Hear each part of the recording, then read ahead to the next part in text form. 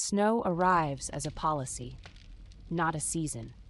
It powders the causeway past the mill like flour spilled by a clerk and stiffens the reed beds to a brittle hymn the river didn't mean to sing. You climb the wall walk with a bundle that looks like housework and feels like survival. Horn pane wrapped in wool, chalk, beetle, ribbon, vinegar, a roll of cards drilled for tacks, and you set your palm on the parapet as if stone could borrow your pulse. Across the frosted hedgerows, the tyrant's banners hang from spear points like sleeves that never learn to work. His camp is orderly in the way hunger wants it. Ovens roofed with sod, a ditch to drink from, and filth to feed it. Haystacks posted with a guard who can count, a pen full of cattle branded with your overlord's arrogance. It is a siege that intends to be winter, and a winter that intends to be law. Inside your castle, the rules are late until you hang them, where wrists will bruise themselves into memory. Subscribe and tap our bell, the one that brings you new rooms to survive in, not the horn across the field. And in the comments, write the 7 words you'd nail on a ration board before snow owns your courtyard. Weights shown, oath posted, bowls counted, no hoarding. I'll pin the ones you'd trust with your own hands and carry them to part 2 when we walk the bakehouse and set the measure against the Baron's appetite. You start with the gate because tyrants always do. The drawbridge chains creak like an old prayer. The portcullis teeth show their winter bites. You hang counsel at mouth height beside the wicket, where mouths must read it before they argue. Grain tallied, jars sealed, bowls counted at porch, millstones chained, wells rationed, ovens tiled. No blows. The sergeant frowns at no blows because he misses war's simpler grammar.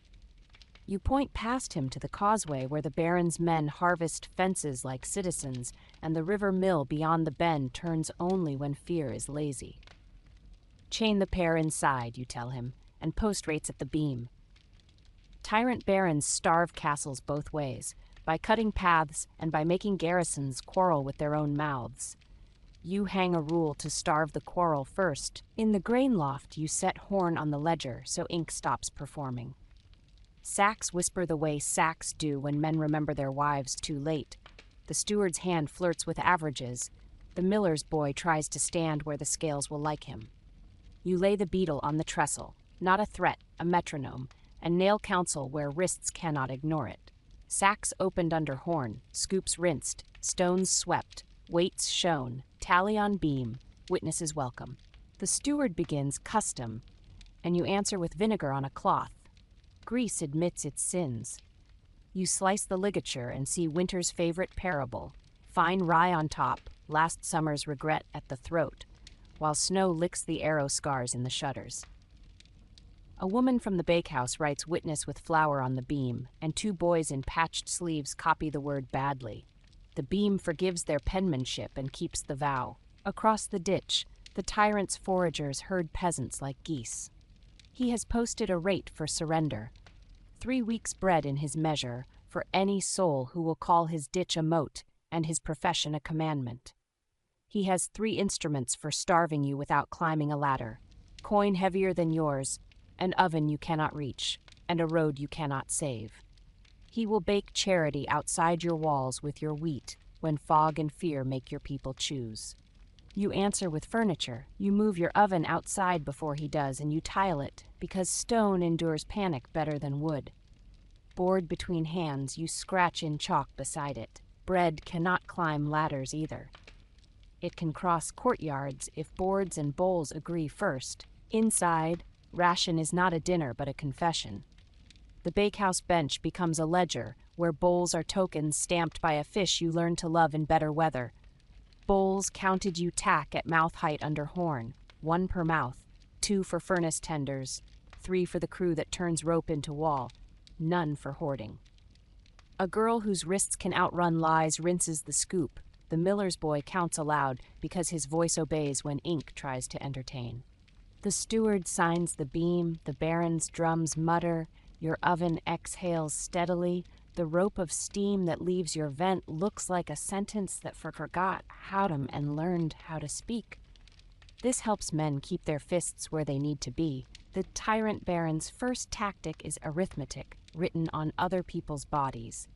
He sends a herald along the river track with a spear looped with bread like a rosary, loaves threaded on poles, charity advertised as a method.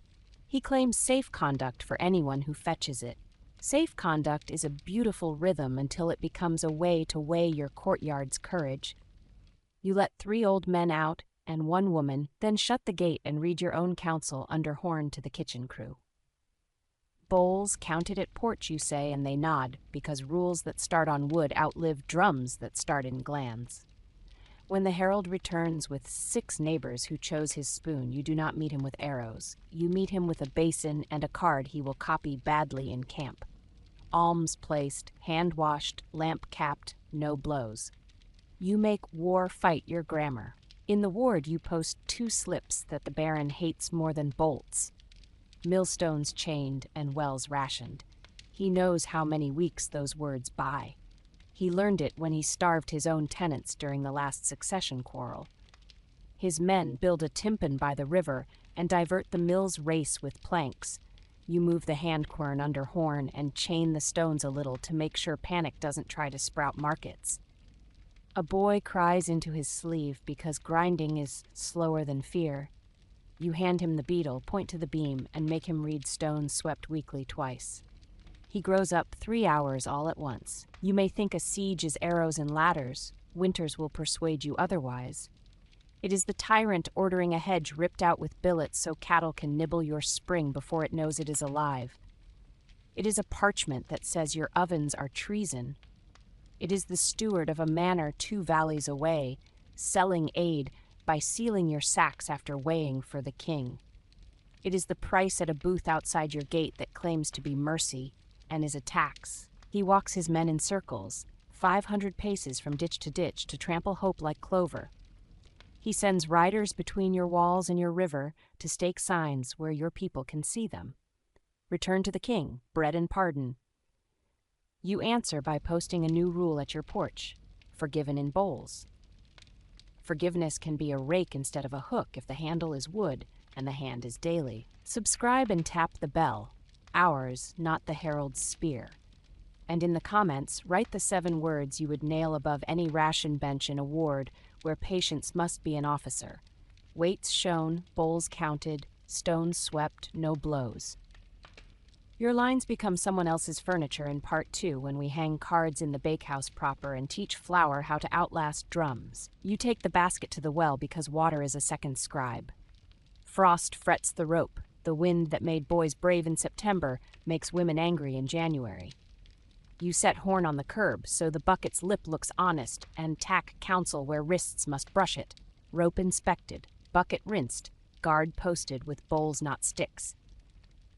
The sergeant tests the staff sleeve against the stone and decides he prefers the sound it makes on tin. He posts 2 watchmen with ladders sideways across the yard, not for climbing, for tables when someone forgets that lines are policy. Siege winters make carpenters into philosophers. Out along the wall walk, you look down on the baron's camp and see how he rehearses your famine. He dammed the brook into a shallow lake to make your cattle choose mud over law.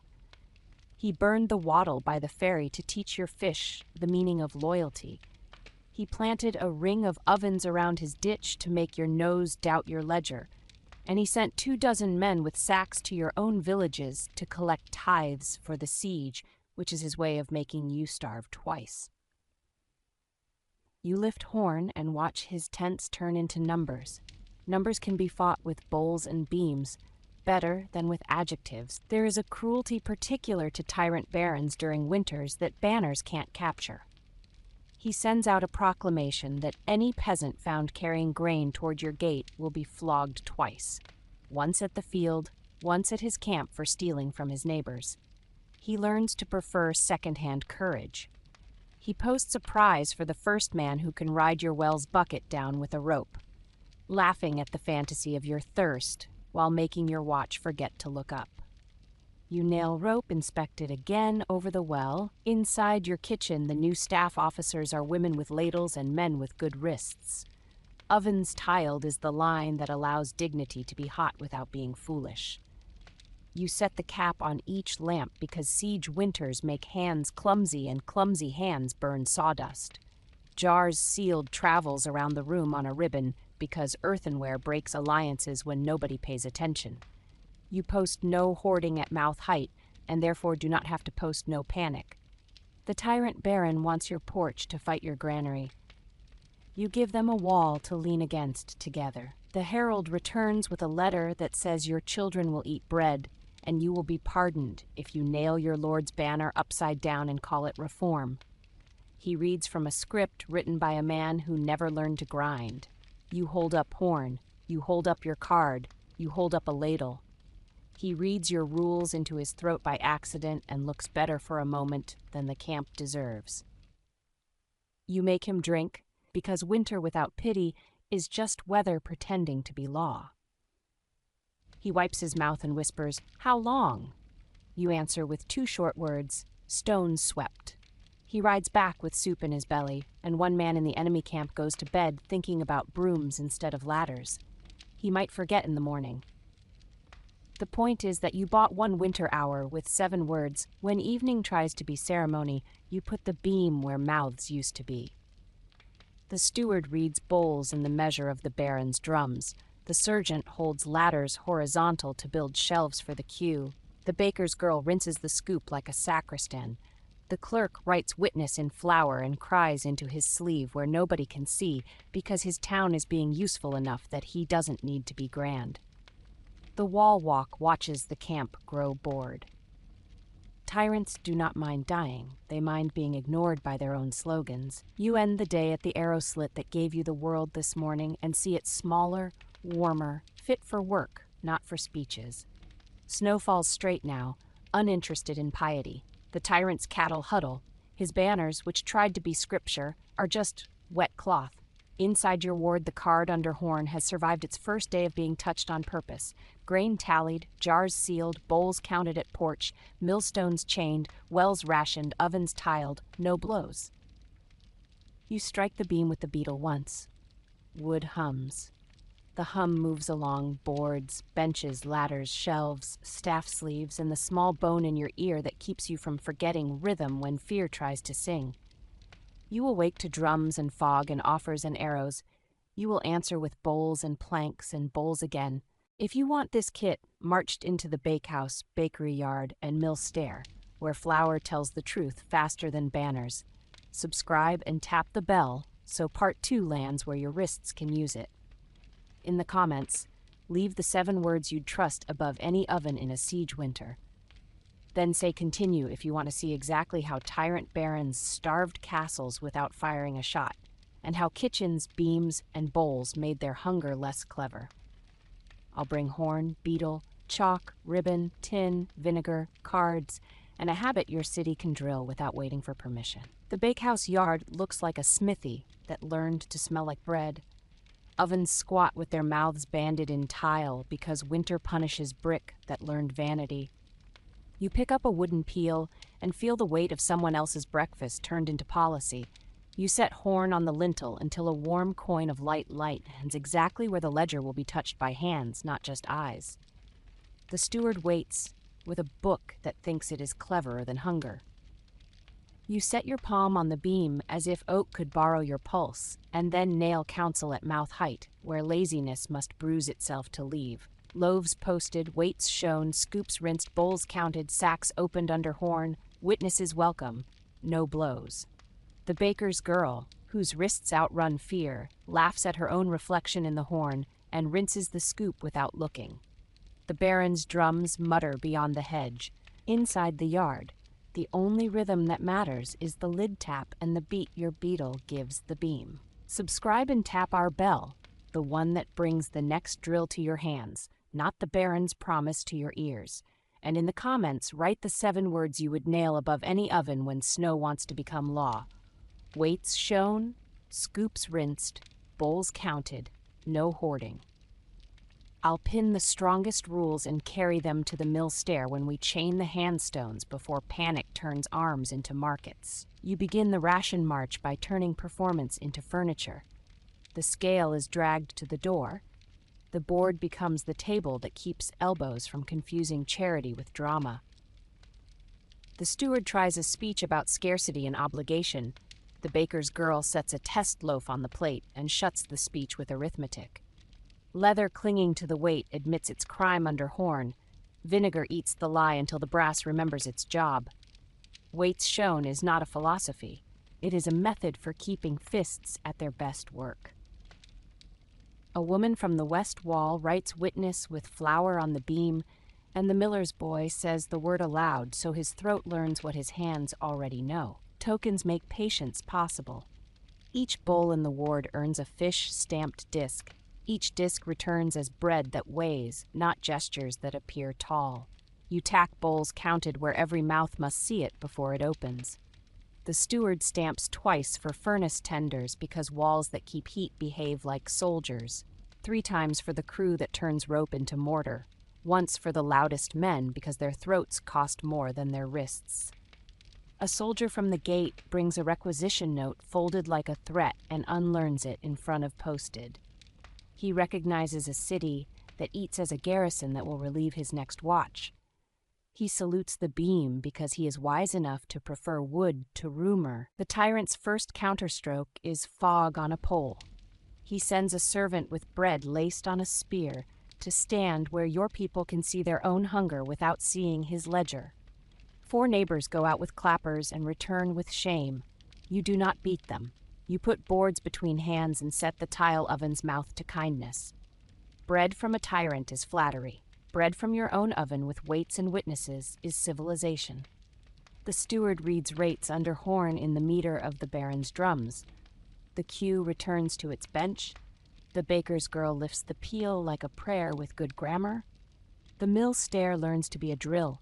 Stones sulk when lieutenants talk about ladders and forget brooms. You make the boy who cried at the quern yesterday carry vinegar and a broom today, and you tack stones swept weakly on the rung his foot must brush each pass. The handstones are chained with ribbon, not rope, because memory prefers tenderness when it can afford it. Sacks opened under horn returns as a winter psalm. You cut ligature, rinse, scoop, pour, watch. Pride pretends that extra on top saves dignity. Vinegar insists that dignity is consistency at mouth height. The boy repeats your rule into the dark stairwell until someone below laughs and says it with him. The sound reaches the stone better than any psalter you heard last summer. Tyrant barons starve castles by teaching fields to be traitors. You send 2 teams to the outer gardens at first light with boards for shields and ribbons for boundaries. Bar raised for grain and famine is a sentence you learned for fairy tolls. Today it means villagers may pass with sacks into your yard and leave with tokens and respect. The baron's riders try to make the path into theater. Your watch unrolls ladders sideways to build a covered hallway of boards. The riders watch a city implement a preposition, between, and discover there's no bravery in shooting at furniture. They go home to persuade their lord to invent adjectives. Stew in siege winters is a constitution. The porch reads bowls into weather. The bakehouse yard reads loaves into wrists. 2 ladles for furnace crews, 1 for wall footers, 1 for the rope bench, none for hoarding, the mistress sings, not loud, not pious, never long. A loud man tries to buy virtue with volume. The beetle's daughter taps the beam with the beetle, and your posted card makes his throat duck. He lowers himself to usefulness faster than shame ever managed in summer. Your city has discovered that embarrassment by beam is cheaper than repentance by rope. Midyard, while horn shows grease where the scoop forgot its memory. Give me the 7 words you would nail above any mill stair that wants to outlive fog. Stones swept weekly, sacks opened under horn. I'll pin the ones with broom in their elbows and carry them up to the capstan when we pull flour without selling patience to panic. You will not always have wheat. You will have barley, oats, beans, chaff, and rumors. Ovens tiled is what keeps experiments from becoming tragedies. Women crack pea and oat into the mortar and teach the peel to carry new shapes without lying about weight. Weights shown holds even when loaves get shorter. It is easier to forgive a city that is consistent than a city that muses. The steward who had a habit of metaphors learns to love columns because columns cannot be eaten by adjectives. He underlines scoops rinsed in a hand you would trust with your last morning. Tyrant barons prefer starving other people to starving their own drama. He walks men with billets to every hedge and teaches thorns to remember debt. He posts a proclamation that any cow found inside your gate will be called theft, and any calf born outside will be called loyalty. He sends riders with sacks to collect aid from your own villages and invites them to swear that his men are considerate robbers. You answer by sending back ribbon. Wives watching becomes your flag. Chalkfish, horn on a beam, scoop rinsed, sack opened.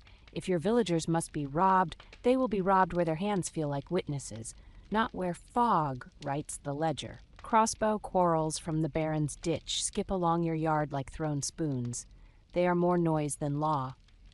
You read the card under horn louder than quarrels read fear. Wells rationed. A line you hung with reluctance keeps bowls from quarreling with jars. You chain one handstone with ribbon and leave the other under horn. You make the steward sign tally on beam each dusk, and a carpenter from the rope bench writes rope inspected over the well curb, because habit likes dignity.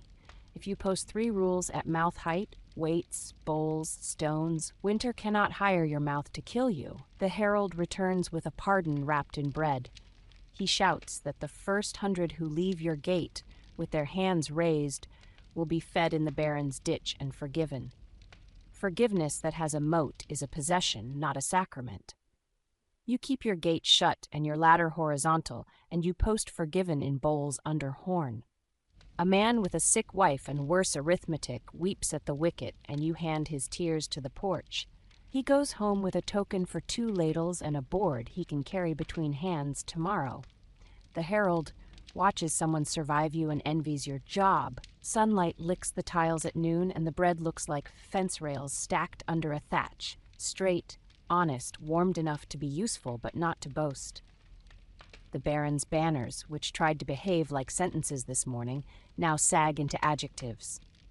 Inside the yard, the miller's boy has stopped crying because he discovered the scrape of quern on meal sounds like a song that didn't lie. The baker's girl sings weights shown like a refrain, and the rope bench hums the second line, bowls counted, while winter reheats its threats into routine. Siege is not a crisis, it is a calendar.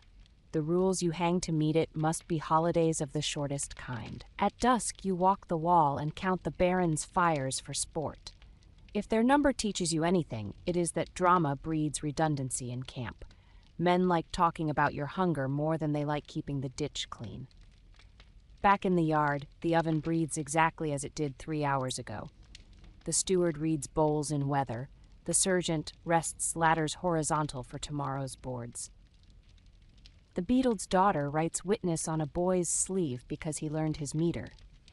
The old man who dared the herald's spear this morning returns with his name and sits on your bench. The beam hums once.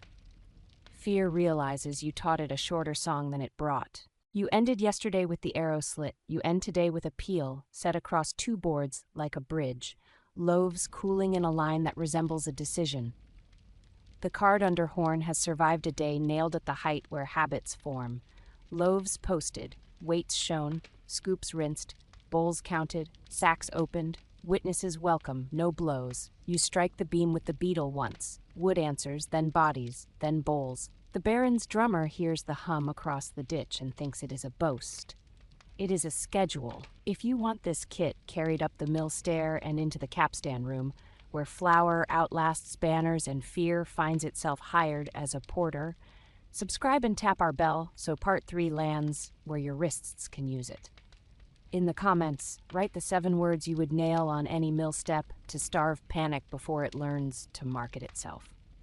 Then say continue if you want to watch tyrant barons discover that starving castles in winter fails when kitchens and beams conspire to be duller than drums and sturdier than speeches. I'll bring horn, beetle, chalk, ribbon, tin, vinegar, cards, and the habit your ward can teach its own weather. The mill stair swallows sound the way winter swallows promises, so you set horn on the landing and make the stone do what the baron's drums can't, tell the truth. The first riser bears your card at mouth height, exactly where forearms brush it when they forget themselves, Stones swept weakly, sacks opened under horn, scoops rinsed, weights shown, tally on beam, caps on lamps, no blows. The boy with vinegar and a broom reads it aloud under his breath as if he might stumble otherwise. You let him, because stares prefer rhythm to speeches. The quern's groan floats down from the capstan room above like a sentence that someone started yesterday and intends to finish without adjectives. Subscribe and tap our bell, the one that brings drills to your wrists, not edicts to your ears. And in the comments, write the 7 words you would nail on this stair for any winter. Stones swept, lamps capped, sacks opened, no blows. I'll pin your best rules and carry them into the capstan room when muscle tries to replace fairness. On the second landing, a lamp leans toward flour the way gossip leans toward fire. You slide the tin cap over the wick and tack a card beside it that has already saved 2 mills this season. Lamp capped before breath, cap replaced before talk. Flour dust is a theology that forgives no eloquence. The boy nods hard enough to bruise humility into his scalp. He dips the staff sleeve in vinegar the way the barber taught him and swabs the rail. The smell converts fear into housework. He grins. You hand him the beetle. He taps the beam. Wood hums. The stair's spine agrees to be civilization again. In the mill room, the runner stone snores against the bedstone like an old animal that grew wise under labor. The miller fingers the furrows with a lover's worry. He used to perform bad river, lazy wheel. Now he points to a burr he intends to dress with sand and praise. Dress before complaint, you mutter, and he repeats it the way men do when grammar upgrades their pride. You open a sack under horn and let light coin the throat. Fine rye sits on top, last August sulks beneath. The scoop rinses, vinegar sneers, witnesses chalk fish on the post. The steward writes paid instead of promised and survives the moment. The capstan itself has become an ordinance. 4 men lean into bars that carry their shoulders in a polite circle. A donkey blinks, hitched for turns that would break lesser tempers. You tack no bargains at the bar to the axle pillar because panic loves breath more than bowls. 1 ring for hoist, no ring for hoard. You scratch with chalk along the rim. When the windlass squeals, you smear tallow into its mouth and vinegar onto your own so you don't call it mercy. The Baron's drummer outside tries to sell you tempo. The capstan rides its own meter without asking. Midroom, while horn scolds leather and flour scolds vanity, tell me the 7 words you'd paint on the capstan pillar. So muscle remembers. It is a public office. No bargains at bar. Ring once. No blows. Post them in the comments. I'll pin the lines that survive fog and drill them into Part 4's rope bench. The tyrant's counter-siege is water. He has dammed the brook above your head race and opened it below, hoping to force you to sell patience at a price only rumor can afford. You answer with a bypass that looks like obedience and is really stubbornness. A warmed chute packed with straw, a trickle carried in boards that neighbor hands hold between mouths. Bar raised for grain and famine was fairy law.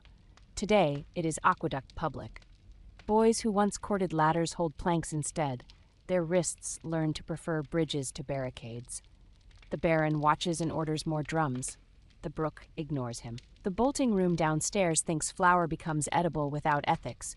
You keep horn there too. Cloth clean, measure posted, hands washed, no whispers. A woman who learned to censure herself with clappers last year learns to scold sacks with chalk instead. She writes witness on the beam and seeds a quiet rebellion.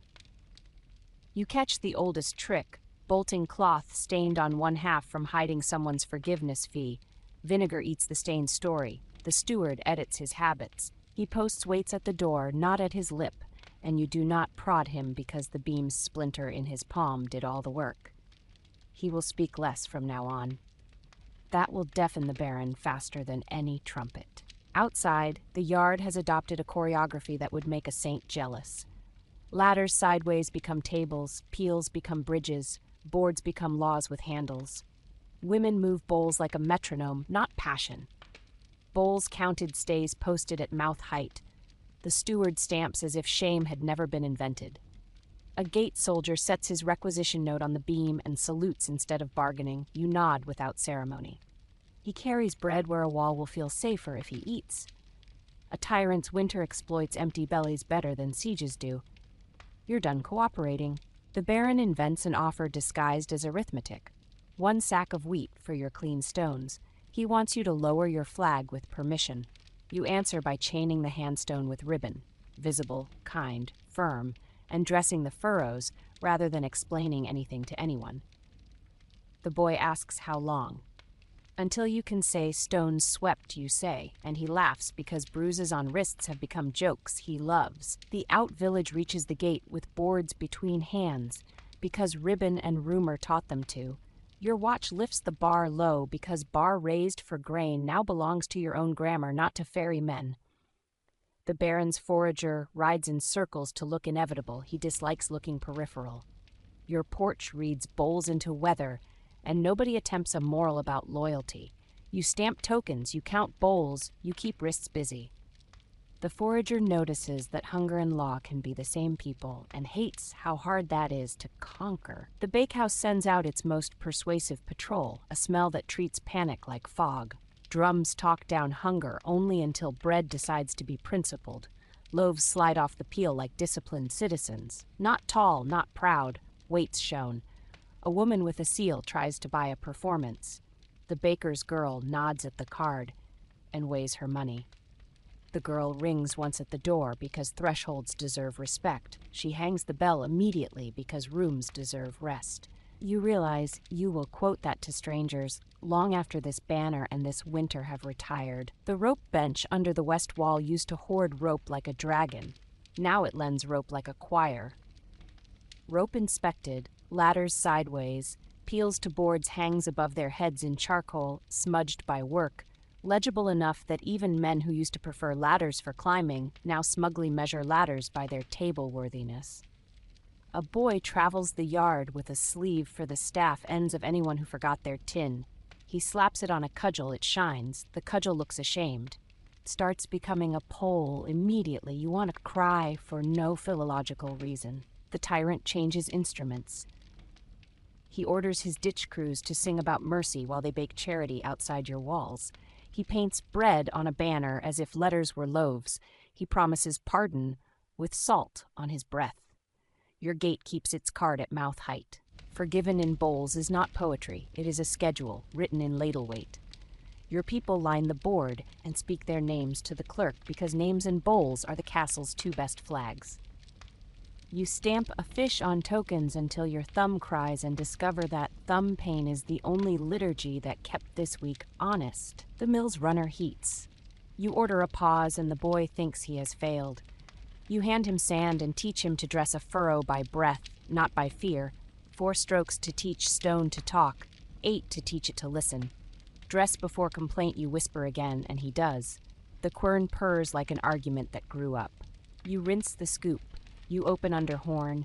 You let witnesses chalk fish. You send flour to the oven where the peel knows the beam's meter by heart. Mid-landing, because porch comments are half our kit, give me the 7 words you'd hammer into any capstan room where pride might just once ignore a lamp. Lamp capped, cloth clean, breath later, no blows. I'll pin your working lines and nail them to the pillars in part 4 when fear tries to comb rope into parades. At dusk, the mill room learns it has a voice you prefer to hear over drums.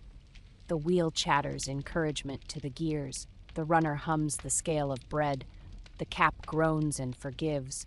The beam taps once, and the whole stair remembers which part of the day hires which muscles. You carry horn back down to the yard.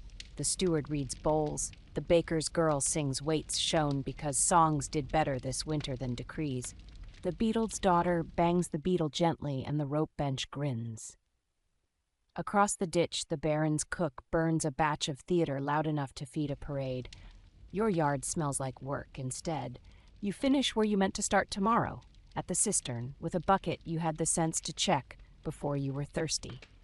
Rope inspected, bucket rinsed, guard posted with bowls, posted where wrists have to brush it. The sergeant watches you tack it and says he enjoys the sound the hammer makes when it surprises wood into remembering. You let him have the line. He has earned it. You hear cows lowing in the dark beyond the causeway and imagine rope over their horns instead of over your square. You go to bed smelling like vinegar and flour and grammar. If you want this kit carried to the rope bench, the hoist, and the cistern, where tyrant barons' clevernesses usually succeed, subscribe and tap our bell so Part 4 lands when your wrists can use it. In the comments, write the 7 words you would post on any hoist when rumor just once asks to borrow it. Then say, continue if you want to watch how ladders sideways beat ladders upright, how ropes employed beat ropes preached, and how dull rules kept hunger from buying your doors. I'll bring horn, beetle, chalk, ribbon, tin, vinegar, cards, and the habit you and your wall can drill until drums decide to sleep. The rope bench runs the length of the west wall, like a low ship moored in stone, smelling of pitch and weather and work that saves arguments. You set horn on the lintel so a warm coin of light lands where knots would like to brag, and you hang counsel at mouth height, where forearms will bruise themselves honest before they volunteer for cleverness. Rope inspected, ladders sideways, peels to boards, hoist ring once, buckets rinsed, no bargains at bar, no blows. The boys who learned the winter chorus in the bakehouse grin because rope has finally been given a job more interesting than threatening people. The oldest rigger slaps the beam with his palm and says, "Now we can be citizens," and his laugh sounds like line paying off a fair drum. Subscribe and tap our bell, the one that brings drills to your wrists, not promises to your ears. And in the comments, write the 7 words you would nail over any hoist when rumor asks to borrow it. Ring once, witnesses present, rope inspected, no drops. I'll pin the sharpest rules and carry them up to the gatehouse before the Baron's drummer decides to sell bravery to your capstan crew. The first inspection is ritual turned into furniture. Coils unrolled, each turn walked by fingers that remember winter, sleeves slid onto cudgels until cudgels become poles, splices combed, seasonings checked with the same vinegar you used on scoops. Rope inspected is not a speech, it is a smell. Tar, salt, honesty, and everyone in earshot inhales it together. You assign each coil a job and a witness. Lift, lash, ladder, well, hoist. The witness chalks a fish on the cleat and writes a name that can be shouted if the coil ever tries to become a sermon. The baron across the ditch dislikes seeing chalk on rope. He preferred his hunger abstract. The ladder drill begins where tempers used to. Upright, a ladder teaches men to climb. Sideways, it teaches them to feed crowds. You tack ladders sideways where the bench will always see it. And you make even your best climbers kneel to practice table height. The rigger shows how to lash 2 together for a longer shelf. The bakehouse girl shows how to slide peels across a rung so loaves and bowls exchange without tenderness being mistaken for delay. The watch captain times the movement with a lid. The steward stamps bowls for the rope bench crews, because elbows that learn to love boards will protect the square faster than elbows that learned to love air. The hoist is the rope's favorite temptation, so you post the rule twice. Once on the capstan pillar where shoulders hit, once on the gate beam where cleverness gets cramps. Hoist ring once, witnesses present, no lift for rumor, no drops. A lad with more courage than weight reaches for the pawl. The rigger taps his wrist and points at the card.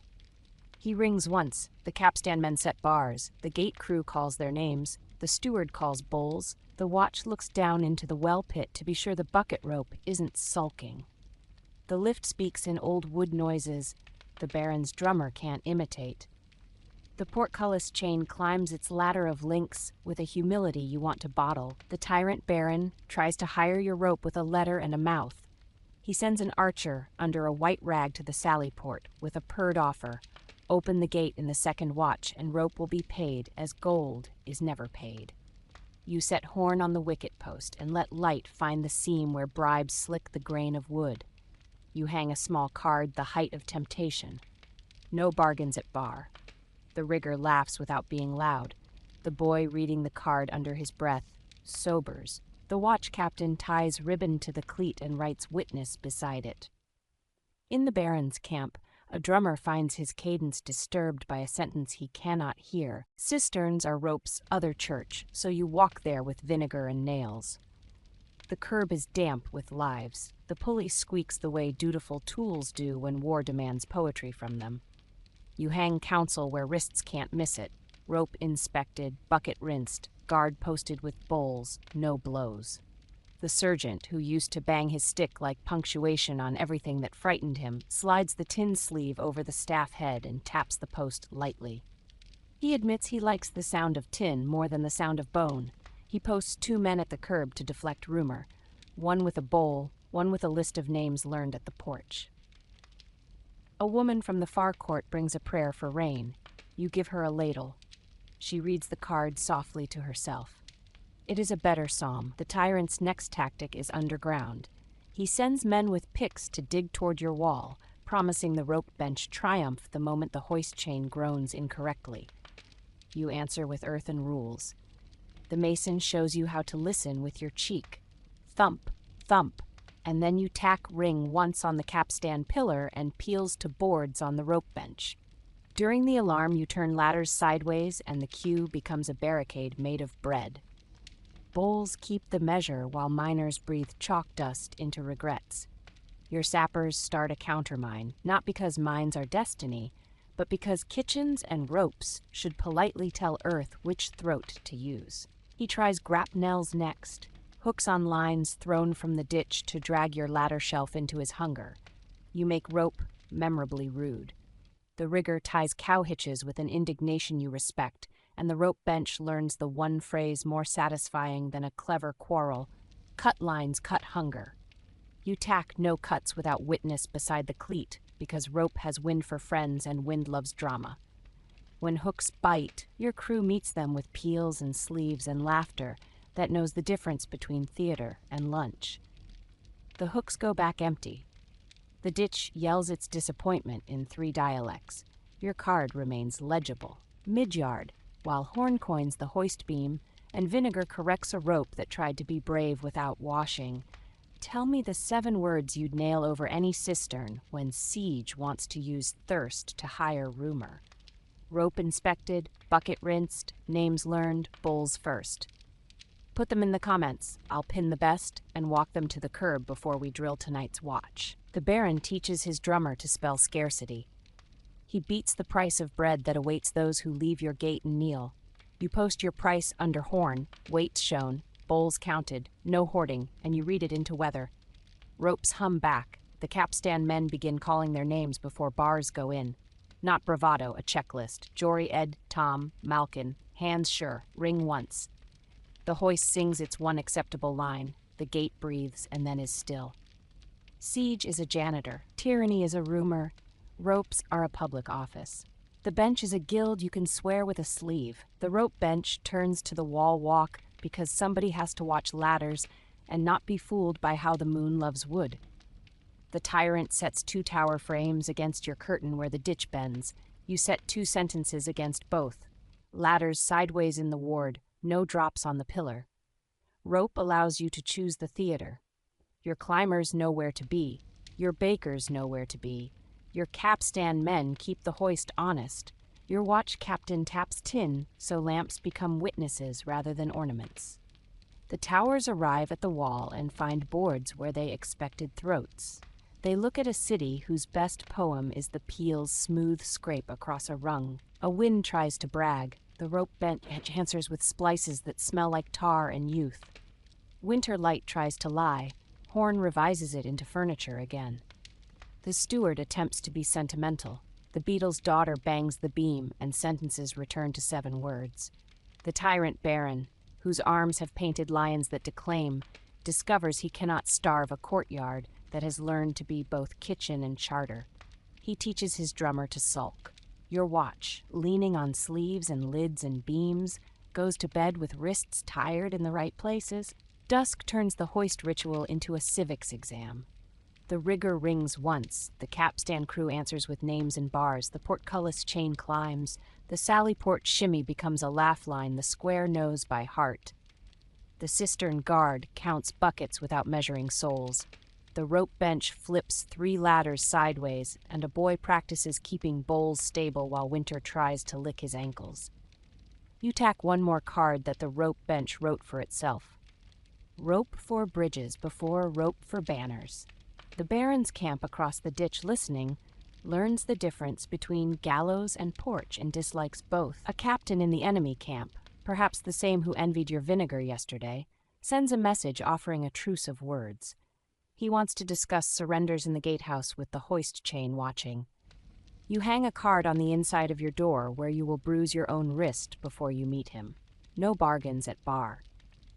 At the conversation, he speaks in polite contraband. Bread now, rope later, dignity never. You answer with bowls and beams. He recognizes a language he cannot accuse of treason because it doesn't understand flattery. He returns to the ditch with his own hunger. You return to the bakehouse and rinse the scoop because integrity travels easiest in habits that already exist. The night watch drills under the rigger's card and discovers you can tidy fear by transcription.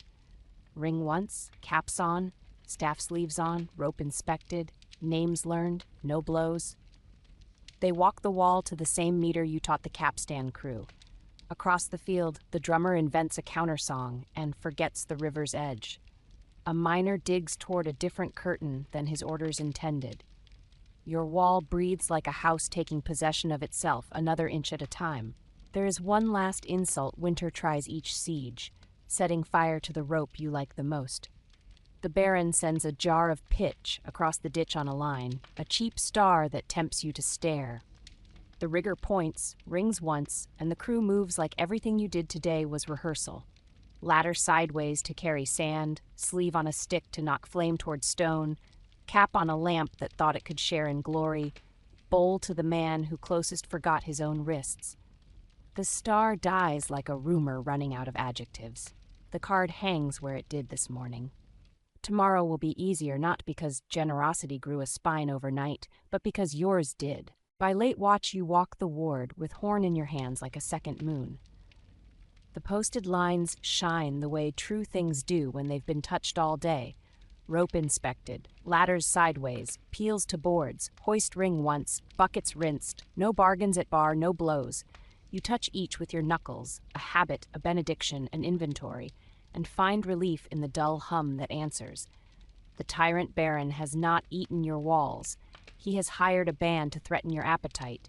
Your ropes, boards, beams, lids, sleeves, and bowls have learned not to work for him. If you want this kit, march to the sally port, the mine mouth, and the watch stairs, where tyrant barons try to buy time with fear. Subscribe and tap our bell so Part 5 lands while your wrists can use it. In the comments, write the 7 words you would post on any mine shutter when pics begin to invent righteousness. Then say, continue if you want to watch how kitchens and rope benches keep wars from borrowing your grammar, and how tyrant barons, who know how to starve summers, discover winters belong to people who take their meals like laws.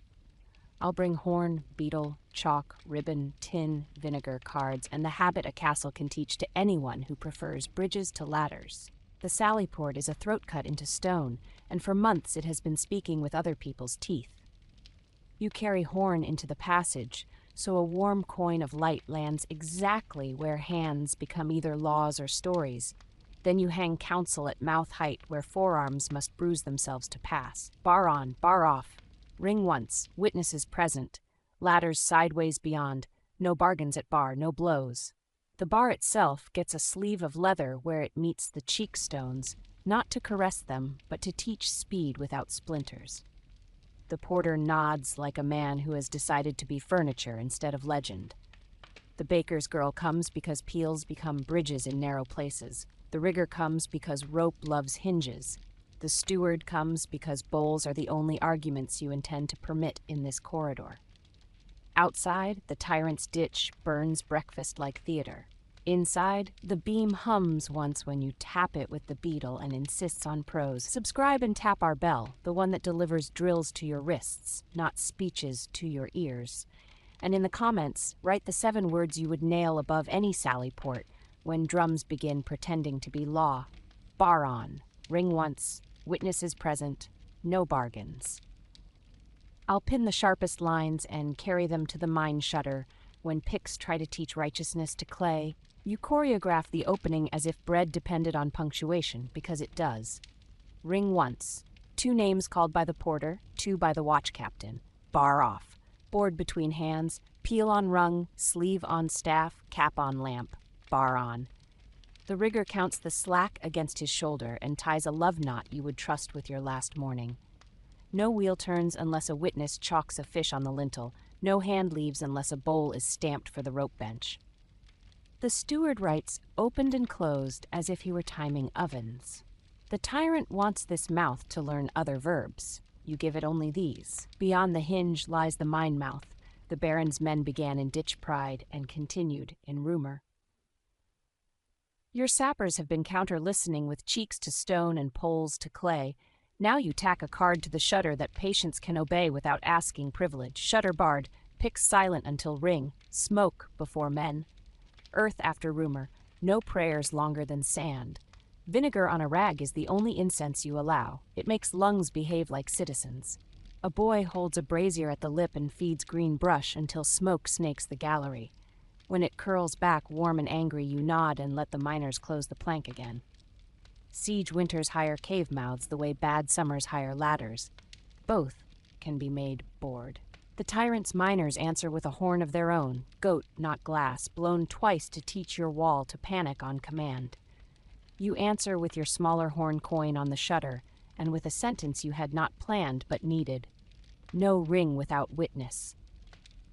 The porter repeats it down the throat. The capstan crew repeats it up the stair. The choir at the porch repeats it for people who forget what their wrists promised. Across the ditch, a drummer mutters, your wall behaves like a kitchen. The watch stairs used to accept feet like confessions. You set horn on the first turn and hang counsel where ankles learn to be older. Names learned, bars for backs, not slogans. Ring once, caps on, no drops. The watch captain drills her crew as if this were cookery. 2 to cap lamps, 2 to hold ladders sideways if rumors scarper toward corridors, 2 to receive boards from the peel bridge, 2 to read the card aloud until their mouths remember and their hands no longer need to. She times them with the lid. The steward stamps bowls for the stair crews because endurance has calories. Men who used to remember their importance learn to enjoy remembering their jobs. He tries arrows into the passage next, not for damage but for punctuation.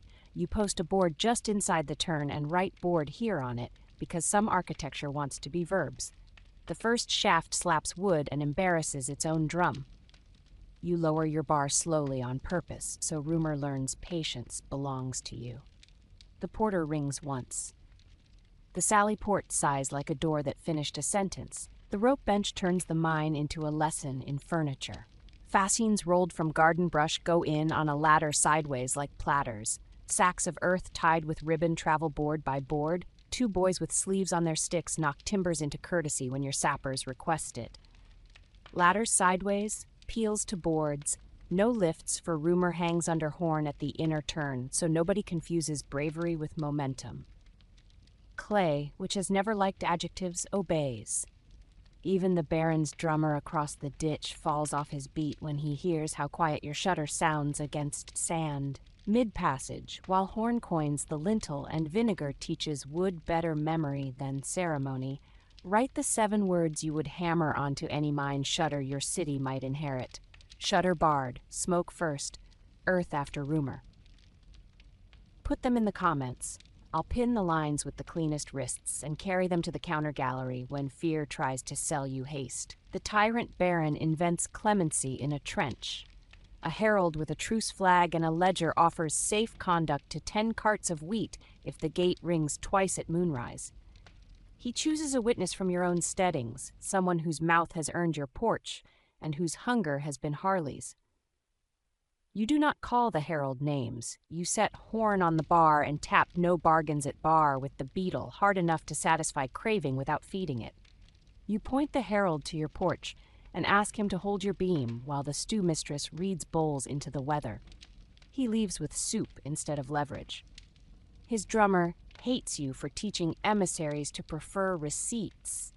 You carry the kit, card, horn, vinegar, sleeves, ribbon, to the hoist because the gatehouse chain is where rope either becomes law or crime.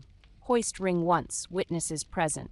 No drops, no lifts for rumor. Buckets rinsed you nail to the pillar at eye height. The rigger marks the chain at intervals with chalk, so distance becomes numbers, and he ties a ribbon to the cleat with a fish and a name, because memory is heavier when it knows who asked. The capstan crew reads names before each bar goes in, and the porter calls ring with the voice of a man who finally learned why bells ought to be verbs. The Baron's next letter arrives folded into a bolt socket. Silver for 5 men to use the hoist wrong at the right moment. You spread the letter on the Sallyport board and let vinegar find the only honest ingredient in it, salt from the hand that carried it. You post a smaller card where eyes can bruise without needing your voice. No bargains at bar. The porter touches the sentence as if testing a rope. The rigger laughs. The watch captain scratches the cleat with her sleeve so the ring will sing. Across the ditch, the drummer attempts dignity with a rhythm change. Your gait prefers grammar. The mine mouth breathes a hot lie, the scent of pitch. The Baron's crew has rolled a burning jar down their gallery, hoping you will mistake heat for progress. You ring once. The shutter opens just enough for a sleeve on a stick to knock flame toward clay. The brazier's smoke mixes with the tyrant's brag, and the whole paragraph burns itself quiet. Smoke first becomes a smug rule on your card. The miller's boy writes it in flour on his own hands because he liked saving a corridor more than he expected to. He will spend 3 later afternoons teaching other wrists how to push air down stone. He shifts to ladders in the ditch again, insulted by the patient smell of your rope bench. Your boards rise sideways along the wall and meet his rungs with peels and sleeves. Bowls are read exactly where quarrels would like to practice. Stones that would have been ammunition are fastens at the mine mouth. Sharp rejoinders are sandal pegs. Drums become clocks when nothing else wants them. No blows hangs everywhere. A wrist could squander itself mid-yard, because this channel is a Sallyport for other towns' wrists. Give me the 7 words you would hang over any watch stair where pride is tempted to ring twice. Names learned, ring once, caps on, no drops. I'll pin and carry them to the lintel before the next drill. A barge in the Baron's river camp hoists a painted loaf on a pole and beats a rhythm that means surrender with hot bread. Your porch committee answers with weights shown on the beam and forgiven in bowls where pardons cannot audition. The steward stamps tokens until his thumb is a law. The watch captain plants 2 ladders sideways between gate and oven, and the rope bench's drill makes a bridge you would trust with your heart. The baker's girl sings scoops rinsed in a key that would embarrass a cathedral, and all your benches learn to keep time. At last, the tyrant tries the one thing winter always tries when rhetoric fails: silence. No drums for an hour, no herald, no smoke. Only banners limply describing wind. That is your moment. You ring once. The bar lifts, boards move, sand walks into the gallery and settles where it ought. The hoist chain climbs 1 mark and locks. The cistern bucket rises and laughs at its own belly. The watch stare speaks the names of 8 people who learned to love checks more than cheers. The Baron listens, hears nothing to punish, and reviews his budget for famine. The beam under horn hums. Your wrists believe it. The kit has grown smaller, which is to say better. Horn, cards, beetle, chalk, vinegar, sleeves, ribbon, ladle. You sling it at your back and look down corridor, upstair, across yard. Every sentence you posted today is shorter than the last letter the Baron sent, and all of them worked harder. Rope inspected, ladders sideways, peels to boards, hoist ring once, buckets rinsed. No bargains at bar, no blows. You run your hand along the beam and think, this is how castles survive tyrants, by turning every place a drum can reach into a room a rule can own. If you want this kit dragged to the mine gallery itself, the watchtower, and the outer garden, where starvation plans its last neat tricks, subscribe and tap our bell so Part 6 lands while your wrists still remember the meter. In the comments, write the 7 words you would tack above any garden gate when tyrants try to hire hunger. Then say, continue, if you want to watch how bowls and beams carry a season to morning, and how banners discover that winter belongs to kitchens. I'll bring horn, beetle, chalk, ribbon, tin, vinegar, cards, and the one habit tyrants cannot eat, public sentences short enough to survive their drums. The outer garden is where castles admit they are villages that learn to climb, so you take horn to the wicket and pour a warm coin of light over the gate beam until stems and sentences share the same weather. The tyrant baron has been teaching hedges to betray you. Fences ripped, dry walls tumbled, pasture churned to porridge by hooves he doesn't own. And he will try to finish it by selling your spring before your seed knows its name. You answer with a board, a beam, a bucket, and a rule you can bruise into wrists. You hang counsel at mouth height where spades and shoulders will have to touch it to leave. Bar raised for seed, gleaners first, tools signed, water rationed, ladders sideways to beds, no bargains at bar, no blows. The kitchen crew that has been reading bowls all winter reads the board now. The rope bench brings 2 ladders and tips them sideways into walkboards. The steward sets a seed ledger on a bench and stops sounding like an apology. You can feel the castle lower itself back onto its feet. Subscribe and tap our bell, the one that carries drills to your wrists, not pity to your ears. And in the comments, write the 7 words you would nail at any garden wicket in a siege winter. Seed tallied, tools signed, water rationed, no blows. I'll pin the sharpest rules and carry them into the watchtower when eyes try to replace evidence. You begin with water because hunger is loud and thirst is orderly. At the garden cistern, you set horn on the curb until the bucket lip looks honest. Rope inspected, bucket rinsed, guard posted with bowls goes up where wrists brush it. The sergeant posts 2 watchmen who used to carry cudgels. They now hold bowls and names. The apprentice who proved himself at the mill's stair ties ribbon to the cleat and chalks witness with the confidence of a man who knows how to sweep stone. He runs the line from cistern to bed in straight rations. 2 jars to seedling beds, 1 to new trench, none to vanity. You hang a second slip under horn because clarity keeps tempers cheap. No water for rumor. The rope bench laughs. They have begun to enjoy insulting ideas with sentences. Seed wants etiquette. At the ledger bench, the steward tries to keep his old voice. Horn keeps him from remembering how. You post seed tallied, tools signed above his head, and give the chalk to the woman who boiled the worst winter into soup. She writes names next to wheat, barley, bean, pea. She writes returned beside 2 tools and broken beside 1, and then writes laugh because a boy admitted he leaned too hard and that honesty decided to be spring instead. The rope bench provides pegs to hang rakes and spades at mouth height. Each one is now a vow your wrists can enforce without needing to invent courage at inconvenient hours. Ladders sideways enter agriculture like old heroes who just discovered bread.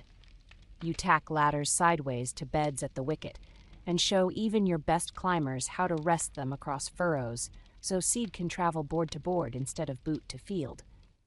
The bakehouse girl brings peels and demonstrates bridging furrows the way she bridged cues. The drummer across the ditch pounds a tune that says hunger likes shortcuts. Your boards hum back with the short chorus that got you to spring. Board between hands, no blows. The earth takes both songs and chooses yours. The watchtower has waited all winter to be made a schedule instead of a speech. You climb its stair with horn and nails, not for inspiration but for inventory. The first turn gets a card where ankles learn to be older. Names learned, ring once, caps on, no drops. The latter lovable boys who wanted ladders upright find they like this gentler drill more than anyone expected. On the second turn, you hang no bargains at bar, so anyone who fetches keys for shutters or doors has to bruise the idea before daring it.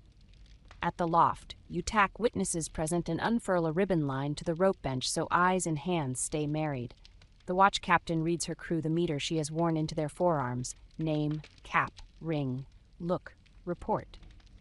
They almost sing it, and you do not scold. Mid-stare, tell me the 7 words you would nail at the tower slit, where people will be tempted to trade sight for certainty. Names learned, ring once, witnesses present, no drops. Put them in the comments. I'll pin the rules that can travel in a pocket without needing attention. The mine gallery breathes the kind of lie that hired you in January. Hot pitch and the insistence of men who believed heat equals progress. You set horn on the shutter and point at a sentence that already saved a corridor. Shutter barred. Smoke first, earth after rumor. The rigger rings once, the boy with the brazier feeds green brush, the smoke slithers forward and returns with a scolding tale. The miners nod and the shutter stays shut. No prayers longer than sand is the part nobody but you loves. You put it on the card anyway, because cards you love less are the ones winter respects most. The tyrant baron senses spring and tries to spend it against you. He orders his foragers to walk your hedgerows with 2 orders stapled to their mouths. The first says all calves born outside will be pardoned as the king's. The second says any plow turning outside your gate is lawful if it points toward his ditch. He tries to turn your hunger into furniture for himself. You order gleaners first at the garden wicket and make the rope bench lash a walkway that lets old women go out under ladders sideways with boards between hands. They strip stubble before his foragers can invent mercy. The drummer mashes pardon into profit, and his men go back to arguing about words while your courtyard argues vegetables into bowls. The Sallyport field test arrives in the form of a sheep thief who never named himself as such when money was common. He tugs a fleece under his coat because he wants the spring that animal promised to somebody else inside his own pot. The porter rings once. The bar comes off. The rigger ties a love knot to the man's elbow with ribbon that refuses to be a shackle. The watch captain reads the card with 7 words and chooses 2 for this moment. Names learned before choosing punishment. The rope bench votes for a drill, not a cudgel. 3 afternoons carrying boards between hands in the garden walkway, then 3 nights at the cistern with rope inspected and the song about buckets. He blushes. He learns. Your town does not get the tyrant's show. Across the ditch, the baron teaches his drummer to rate wheat again and to measure pardon in loud loaves. You watch his followers line for hot charity they did not grind and recognize the winter that hired him. You post weights shown under horn at your own oven for the 1000th time, like a priest who has finally come to enjoy repeating the single sentence that keeps people safe. The steward reads bowls, and you can feel men's shoulders soften. A quadrant of fear dissolves. The garden wicket sees a little parade of boards and ladders sideways that smells like strategy, not morality. The mine mouth coughs a truthful sound, earth settling, and you let the choir carry their meter to stone. Smoke first they sing, lightly, not piously. The shutter answers with its jealous quiet. The countermine crew feeds sand like a sermon that forgot to be theatrical. The watch at the tower calls names and ring. Across the ditch, someone has miscounted picks. Their tunnel collapses into their own ditch. Your rope bench unties a set of ladders for boards because they know you need tables for bowls, not trophies for stories. You post no trophies on a knothole because war has an appetite for decoration. Ladders feed better when they are useful. Late afternoon tests how easily spring can bribe your wrists. A missive tied to a quarrel clatters on the watch stair. Open a postern tonight for 3 carts of grain. It offers proof of benevolence by parchment count. You pin the letter to the beam and let vinegar finger the lie. No bargains at bar has begun to live inside your guard's hands. The porter's palm hovers, then drops. He rings once and exports his doubt downward into work. Rope inspected, buckets rinsed, names learned. He passes someone his cup. He is good at this now. A deeper rumor scrapes your stone. The baron's scribe has copied your card and hung it in his camp. It reads your 7 lines into their ditch. Bar raised for seed, gleaners first, tools signed. You feel a strange ache that tastes like victory and theft combined. The old woman at the bridge says what you needed, said, "If rumor can steal a rule, rumor is halfway to obeying it." You nod. You send a child with ribbon to tie on the camp cleat you can't reach. It's because symbols like being useful. The rope bench rehearses what you pray will be unnecessary and therefore must be perfect. Hoist ring once under smoke, bar off, 2 names, 2 bowls, ladder sideways across the culvert if flood insists on remembering itself. You make the watch captain drill the drill in a stupid direction so cleverness doesn't convince anyone that surprise equals law. At the cistern, A boy bumps the card with his wrist and smiles because bruises now feel like passing tests. The beam hums. It is almost dusk. You finish on the wall where your morning began and your winter began months ago. At a slit where Horn makes the Baron's ideas look like tents. He tries one last theater, a priest at his ditch lifting a loaf and a banner like a wedding. You send the beadle's daughter to read Forgiven in bowls into your yard in a voice that made singers behave. Men do not move. Your rope bench hums. Your garden wicket watches boards travel between hands. Your watch stare laughs a tiny laugh because the first evening without quarrels always deserves one. You thump the beam once. Wood answers. Your wrists believe it. That is how castles survive tyrants. By inventing duller's nouns than he can sell. If you want this kit carried to the last places, Winter tries to colonize. The cattle buyer, the field gates, the South Tower where parley will try to become poetry. Subscribe and tap our bell, so Part 7 lands when your hands can use it. In the comments, write the 7 words you would nail above any plow turned toward your gate in famine. Then say, continue. Continue if you want to watch how beams, bowls, and ladders sideways carry your city into morning, while the Baron's drummer runs out of verbs. I'll bring horn, beetle, chalk, ribbon, tin, vinegar, cards, and the habit that outlive banners. Public sentences short enough for wrists to obey before drums remember their lines. The cattle buyer is the last honest parliament in a siege, so you carry horn into the lean-to, where breath understands work and tile remembers hands. The tyrant baron has been using hooves and rumors as proxies, driving flocks at dusk across your stubble, promising pardon to calves born beyond your hedge, dangling a price for anyone who will open a field gate at moonrise. You hang counsel at mouth height where shoulders will bruise themselves into policy before anyone convinces them to be dramatic. Gates chained, beasts counted, fodder tallied, bar raised for seed, boards between hands, witnesses present, no bargains at bar, no blows. The steward writes figures he can explain under weather. The rigger knots ribbon around the gate cleat and chalks a fish because memory that touches wood outlives memory that loves speeches. The watch captain posts a boy with a sleeve and a lid, and you trust the grammar you invented in winter, the one that keeps rope hired as bridges rather than bought as banners. Across the ditch, the Baron runs out of new verbs and begins to repeat his promises with louder drums. He tries one last idea that killed better in other decades, a parley at the South Tower where poetry can dress as law. You carry the kit, horn, cards, beetle, chalk, vinegar, sleeves, ribbon, ladle, and climb with the watch, not to be impressed but to mark a table into stone. On the tower bench you set horn until the light coins the plank where hands will have to agree. You hang counsel at mouth height where no hat can lean above it. Ring once, bar on, bar off, witnesses present, no bargains at bar, no drops, no blows. The Baron's herald arrives with rhetoric smelling of horse. You slide the card between his mouth and your gate and watch his adjectives catch on the corners. He reads with the face of a man who preferred ladders. He offers bread now, rope later, dignity never. You answer with bowls now, bridges now, rope never for banners. The beadle's daughter reads Forgiven in bowls into the wind in the meter that made singers behave. The herald, who has eaten your soup before, stares down at his parchment and mispronounces mercy. He leaves, not insulted, merely unemployed. The drummer beats a sulk. Your wall prefers grammar. The field gate's next, where spring will be ambushed if you don't rehearse feeling wealthy. The rope bench lashes 2 ladders sideways over the muddy breach and writes ladders sideways to beds in charcoal where wrists must brush it.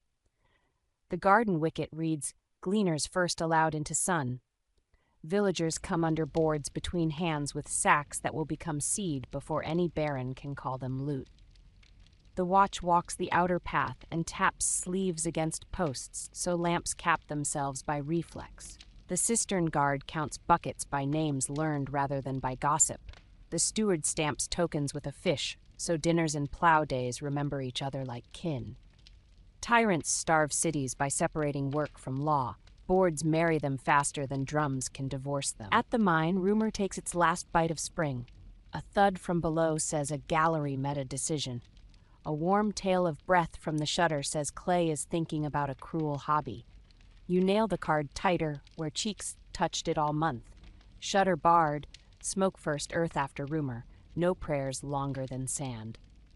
The brazier team feeds green brush. The rigger rings once. The porter answers with names at the hoist. The countermine crew walks sand forward under boards. The choir at the porch hums the short lines almost under their breath because prayer earned its right to be useful. Across the ditch, picks go quiet for long enough to make the tyrant's drummer risk a flourish. Your ladder shelves applaud politely against the wall. The rope bench earns its feast by ignoring weather. The hoist chain climbs one chalk mark under names learned. The cistern bucket rises with a laugh. The ditched camp cannot counterfeit. The sally port opens, ring once, witnesses present, bar off, bar on, to let 2 carts worth of seed cross boards that refuse to become ladders. A boy on duty at the cleat slaps his sleeve against the post and grins because bruises on the right bones feel like a parade no drum can hire away. The steward stamps bowls for rope crews and garden teams the way a notary writes law. The bakehouse girl rinses the scoop while singing the city's shortest treatise.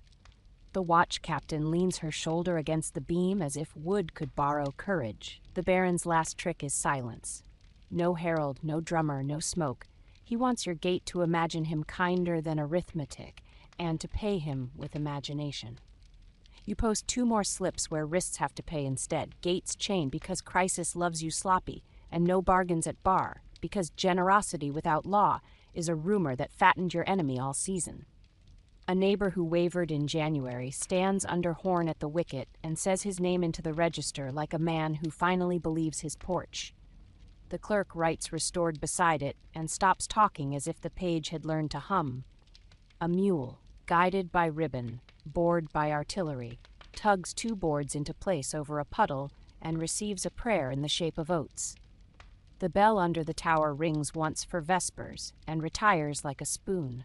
Night offers the Baron one last poem and your gate one last test. The letter tied to a quarrel says, open a postern, and 3 carts will deliver a month of flour. The last line says the king will forgive your insolence afterward. You spread the letter on the Sallyport board and let vinegar raise the only honest truth on it, the salt from a hand that carried it. You hang the smallest card your kit owns, the one that saved you 12 times by making wrists bruise before mouths betray. No bargains at bar. The porter rings once, the bar stays on. Boards between hands carry seed to beds. The mine shutter breathes smoke, then silence. The watch captain calls names for the hoist and smiles when no lift answers rumor. Across the ditch, the drummer sleeps or quits or remembers his mother. It does not matter. Dawn, and the ditch looks ragged in a way that pleases no banner, only gardeners. The Baron's ovens are cold the way actors are when the audience doesn't arrive.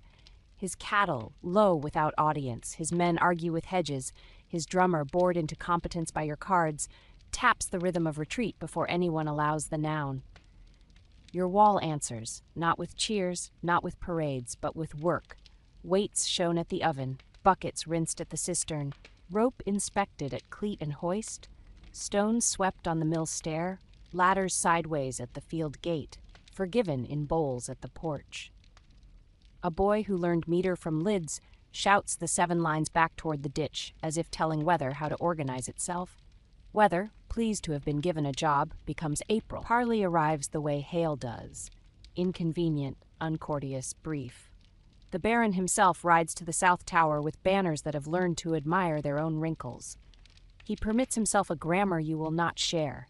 Terms, submission, grace, and discovers your kit can make even a tyrant look like a citizen for 10 minutes. You tie ribbon to the post and write witness beside it. You set horn on the plank. You hand the card across the board. Ring once, witness is present, no bargains at bar. He reads, baffled into humanity. He offers to leave if you feed his men bread. The beadle's daughter whispers to you because she is at last the conscience your square deserved. Bowls for the boys who dropped their weapons inside the peels today. Bowls for women who survived behind his ditch. No bowls for banners. He agrees accidentally, and your wall makes history without needing a chronicler to practice adjectives. The porches of both camps read bowls in weather for an hour that will become gossip and policy for a decade.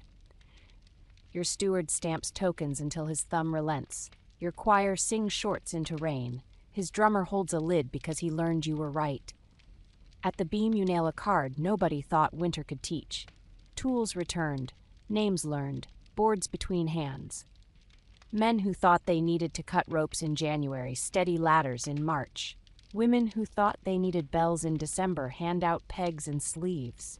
A mule that never understood the word siege carries seed into a field, under a sky that answers with birds. The tyrant baron who knows how to starve summers discovers winters belong to kitchens. You spend the day taking down the worst notices and leaving the best.